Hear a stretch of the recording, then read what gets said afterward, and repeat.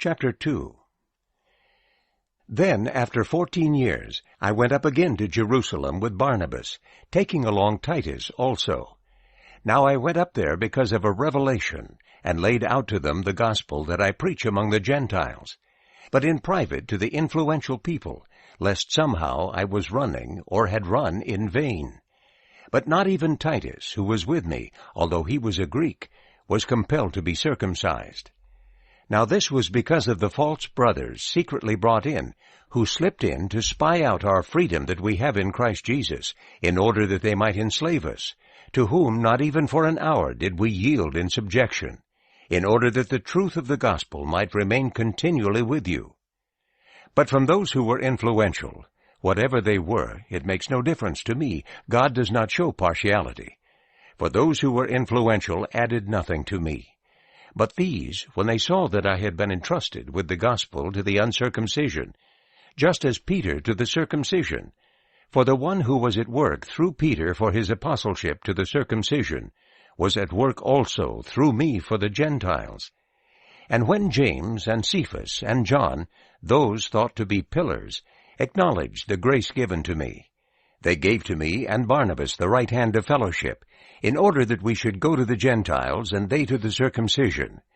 They asked only that we should remember the poor, the very thing I was also eager to do. But when Cephas came to Antioch, I opposed him to his face, because he was condemned. For before certain people came from James, he used to eat with the Gentiles. But when they came, he withdrew and separated himself, because he was afraid of those who were of the circumcision. And the rest of the Jews also joined in this hypocrisy with him, so that even Barnabas was carried away with them in their hypocrisy.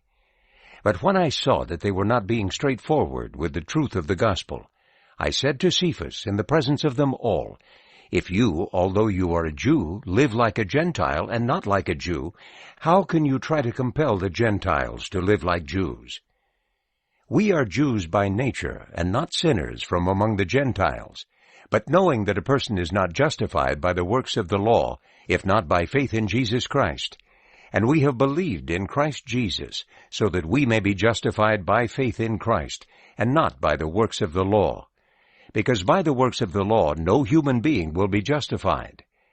But if, while seeking to be justified by Christ, we ourselves also have been found to be sinners, then is Christ an agent of sin? May it never be. For if I build up again these things which I destroyed, I show myself to be a transgressor. For through the law I died to the law, in order that I might live to God.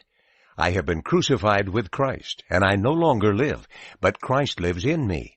And that life I now live in the flesh. I live by faith in the Son of God, who loved me, and gave himself for me. I do not declare invalid the grace of God, for if righteousness is through the law, then Christ died to no purpose.